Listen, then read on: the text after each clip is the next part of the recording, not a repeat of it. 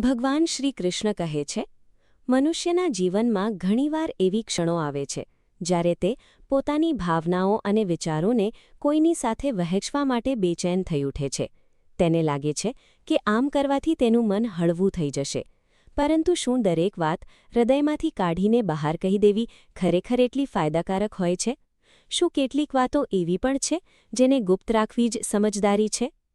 કુરુક્ષેત્રના યુદ્ધના મેદાનમાં માં શ્રી કૃષ્ણએ અર્જુનને આ જ દુવિધામાંથી બહાર કાઢ્યો હતો.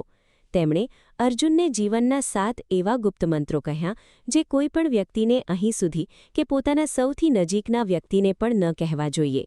આ મંત્રો માત્ર શબ્દો નથી, પરંતુ જીવનની એવી નીતિ છે જે માણસને દરેક મુશ્કેલીમાંથી બચાવી શકે છે.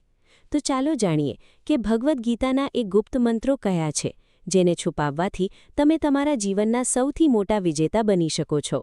મિત્રો, વિડીયોમાં આગળ વધતા પહેલાં તમામ ભક્તોને એક નાનકડી વિનંતી છે કે ભગવાન શ્રી કૃષ્ણનું નામ લઈ વિડીયોને લાઇક કરી દો અને કમેન્ટ બોક્સમાં પ્રેમથી રાધે કૃષ્ણ લખી દો. અને જો તમારું મન કરે તો ચેનલને સબસ્ક્રાઇબ કરી દો. એક દિવસ કુરુક્ષેત્રના રણ મેદાનમાં શ્રી કૃષ્ણ અર્જુનની સાથે બેઠા હતા. અર્જુન શાંત હતો, પરંતુ તેમના મનમાં એક ઊંડી ઉથલપાથલ ચાલી રહી હતી. શ્રી કૃષ્ણએ અર્જુનને જોયું અને પૂછ્યું, હે પાર્થ, શું વિચારી રહ્યો છે? તારું મન આટલું વિચલિત કેમ છે? અર્જુન બોલ્યા, હે માધવ, શું દરેક વાત મનમાં જ રાખવી યોગ્ય છે? ક્યારેક એવું લાગે છે કે જો હું મારી બધી ભાવનાઓ અને વિચારો વ્યક્ત કરી દઉં તો મારું મન હળવું થઈ જશે.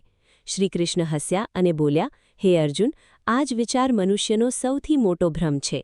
આ સંસાર એ લોકોને સૌથી વધુ કષ્ટ આપે છે જેઓ હૃદયથી સરળ અને વાણીથી બેદરકાર હોય છે, જેઓ દરેક વાત, દરેક ભાવના, દરેક યોજના અને દરેક દુઃખને વિચાર્યા વગર બીજાને કહી દે છે. યાદ રાખ, જેમ ધનને તિજોરીમાં સુરક્ષિત રાખવામાં આવે છે, તેવી જ રીતે કેટલીક વાતોને મનમાં રાખવી જ બુદ્ધિમાની છે. કારણ કે બોલવાનું તો દરેક કોઈ જાણે છે, પરંતુ ચૂપ રહેવું એ એક કળા છે, અને જે આ કળામાં નિપુણ થઈ જાય તેને કોઈ પણ પરાજિત કરી શકતું નથી.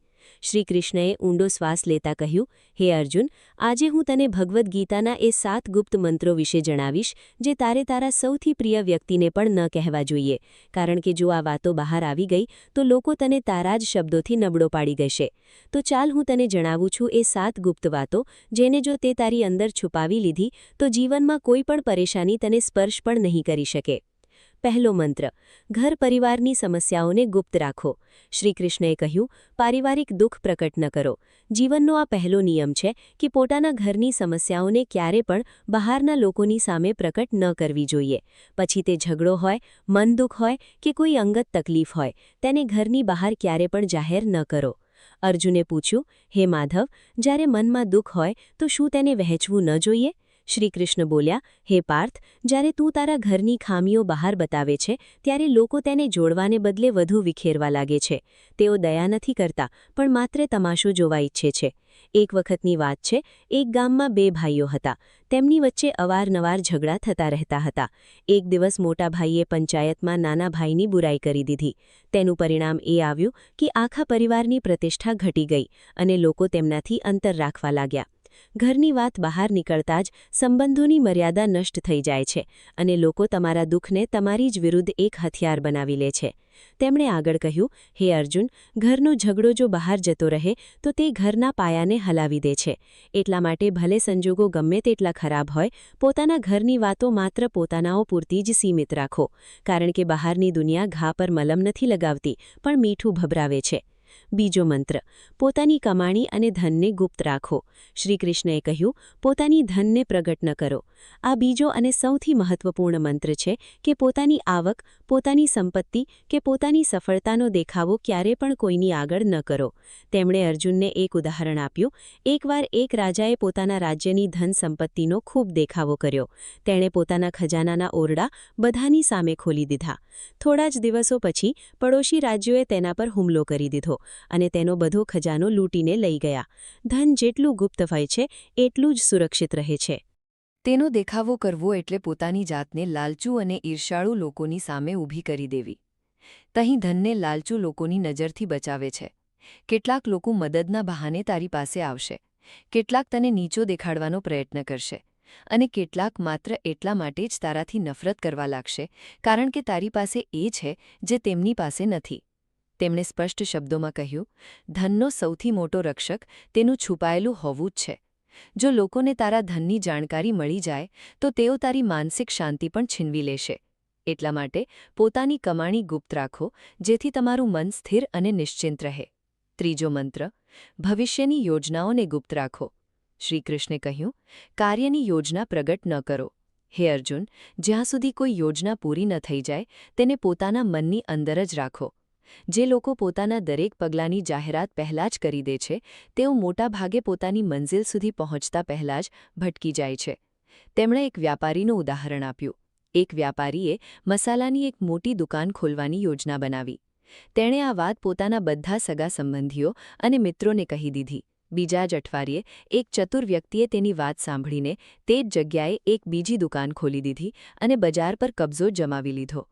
જ્યારે પહેલો વ્યાપારી આવ્યો ત્યાં સુધીમાં ઘણું મોડું થઈ ચૂક્યું હતું. દરેક વિચાર એક બીજ જેવો હોય છે. જો તમે તેને વાવતા પહેલાં જ બધાને કહી દેશો તો કોઈ તેને કચડી નાખશે અથવા તમારા પહેલાં તેનું ફળ લઈ જશે. શ્રીકૃષ્ણ બોલ્યા, યોજનાની અસલી તાકાત તેની ખામોશીમાં જ હોય છે. જ્યાં સુધી તમારું કામ પૂરું ન થઈ જાય ત્યાં સુધી ચૂપ રહો. પોતાના ઈરાદા, પોતાની દિશા અને પોતાના આવનારા કદમને માત્ર પોતાના સુધી જ સીમિત રાખો. આ બધું બધાની સામે જાહેર કરીને તમે નકામો બોજ અને ટીકા પોતાના માથે લઈ લો છો. આ સંસાર તમારી યોજનાની રક્ષા નહીં કરે અને તમારી નિષ્ફળતાની જવાબદારી પણ નહીં ઉપાડે. ચોથો મંત્ર, પોતાની નબળાઈઓને ગુપ્ત રાખો. શ્રીકૃષ્ણે કહ્યું, પોતાની નબળાઈ પ્રગટ ન કરો. હે પાર્થ, જે દિવસે તે તારી નબળાઈ બીજા કોઈને કહી દીધી તે જ દિવસે તે તારી હારનું પહેલું પગથિયું ચઢી લીધું. અર્જુને પૂછ્યું, હે કેશવ, શું આપણે આપણા પ્રિયજનોની સામે પણ આપણી પીડા કે નબળાઈ ન કહી શકીએ? શ્રીકૃષ્ણ હસ્યા અને બોલ્યા, પ્રિયજનો મોટે ભાગે ત્યાં સુધી જ તારી સાથે હોય છે જ્યાં સુધી તારી શક્તિ તેમને લાભ આપે છે. પરંતુ જેવી તારી નબળાઈ સામે આવે છે એ જ લોકો કાં તો દૂર થઈ જાય છે અથવા પીઠ પાછળ તારા પર વાર કરે છે. તેમણે એક યોદ્ધાની વાર્તા સંભળાવી. એક યોદ્ધાને તીરથી ખૂબ ડર લાગતો હતો. તેણે પોતાના સૌથી નજીકના સાથીને આ વાત જણાવી. થોડા સમય પછી એ જ સાથી દુશ્મન સાથે ભળી ગયો અને યુદ્ધમાં સૌથી પહેલા તીર એ જ યોદ્ધા તરફ ચલાવડાવ્યા, કારણ કે તેને ખબર હતી કે ક્યાં વાર કરવાનો છે. શ્રીકૃષ્ણ બોલ્યા, નબળાઈ ત્યાં સુધી તારી તાકાત છે જ્યાં સુધી તે માત્ર તને જ ખબર હોય. જે દિવસે તે બીજા કોઈને ખબર પડી ગઈ તે તારી વિરુદ્ધ સૌથી મોટું હથિયાર બની જશે. એક સાચો યોદ્ધા એ જ હોય છે જે પોતાના ઘાને પોતાની અંદર છુપાવી લે અને ચહેરા પર સ્મિત જાળવી રાખે. દુનિયામાં ઘણા લોકો તારી મદદ કરવા માટે નહીં પરંતુ તારી હારનો તમાશો જોવા માટે ઊભા હોય છે. પાંચમો મંત્ર, પોતાના દાનનો દેખાવો ન કરો. શ્રીકૃષ્ણે કહ્યું, યજ્ઞ અને દાનનો પ્રચાર ન કરો. હે પાર્થ, જે દાન મોઢેથી બોલવામાં આવે તે પુણ્ય નથી પરંતુ અહંકારનું પ્રદર્શન હોય છે. જ્યારે તું દાન કરે છે અને પછી તેનો દેખાવો કરે છે તો તે કોઈની મદદ નથી રહેતી પણ પોતાના અભિમાનને વધારવાનો રસ્તો બની જાય છે. તેમણે અર્જુનને સમજાવ્યું કે એક રાજાએ દરબારમાં ઘોષણા કરી કે તેણે આ વર્ષે ખૂબ દાન કર્યું છે. લોકોએ તેના વખાણ કર્યા પણ એ દાન પુણ્ય ન બની શક્યું કારણ કે તેનો દેખાવો કરવામાં આવ્યો હતો. દાન ત્યારે જ ફળદાયક થાય છે જ્યારે તે છુપાયેલું હોય છે. શ્રીકૃષ્ણ બોલ્યા, જો તું ખરેખર કોઈની મદદ કરવા ઈચ્છતો હો તો તેને દુનિયાને જણાવવાની કોઈ જરૂર નથી. જે દાન સાચા દિલથી આપવામાં આવે છે તે સીધું ભગવાન સુધી પહોંચે છે. બાકી બધું માત્ર દેખાવો છે. છઠ્ઠો મંત્ર, અપમાન અને હારની વાતો ગુપ્ત રાખો. શ્રીકૃષ્ણે કહ્યું, અપમાન અને પરાજયને પ્રગટ ન કરો. હે પાર્થ, જીવનમાં દરેક વ્યક્તિ ક્યારેક ને ક્યારેક તો હારે જ અથવા અપમાન સહન કરે છે, પરંતુ એ હારને વારંવાર દોહરાવવી એ પોતાના જ ઘાને ખોતરવા સમાન છે. તેમણે અર્જુનને કહ્યું કે એક યોદ્ધાને યુદ્ધમાં હારનો સામનો કરવો પડ્યો અને તેણે દરેકને પોતાની હારની વાર્તા સંભળાવી.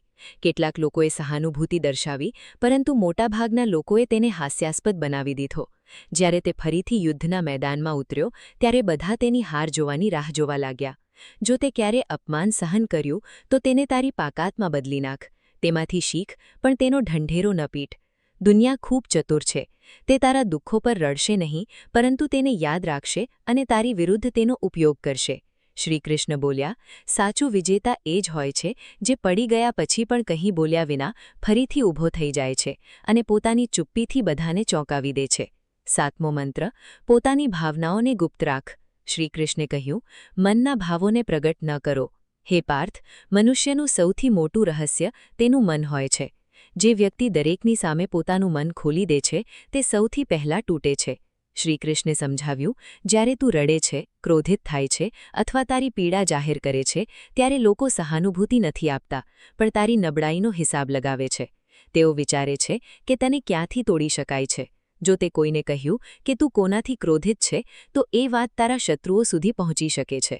જો તે કોઈને કહ્યું કે તું કોને પ્રેમ કરે છે તો એ જ લોકો તે પ્રેમને તોડવાનો પ્રયાસ કરશે. અને જો તે તારી પીડા જાહેર કરી તો લોકો તેનો ઉકેલ નહીં પરંતુ તેનો ફાયદો ઉઠાવવાનું વિચારશે. તેમણે કહ્યું, ભાવનાઓ પણ ધન જેવી જ હોય છે. જે બધાની સામે આવી જાય તેનું મૂલ્ય ઘટી જાય છે, પણ જેને અંદર સુરક્ષિત રાખવામાં આવે તે જ તાકાત બને છે. પોતાના મનની વાત માત્ર તેને જ કહો જે ખરેખર નિસ્વાર્થ હોય. બાકી બધાની સામે બસ સ્મિત કરતા રહો અને શાંત રહો.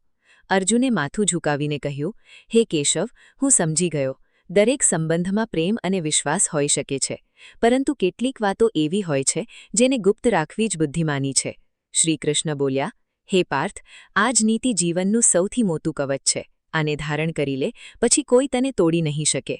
તો મિત્રો, આ વિડીયોમાં બસ આટલું. મળીએ છીએ એક નવા વિડીયો સાથે. ત્યાં સુધી અમારી ચેનલને સબસ્ક્રાઇબ કરી દેજો.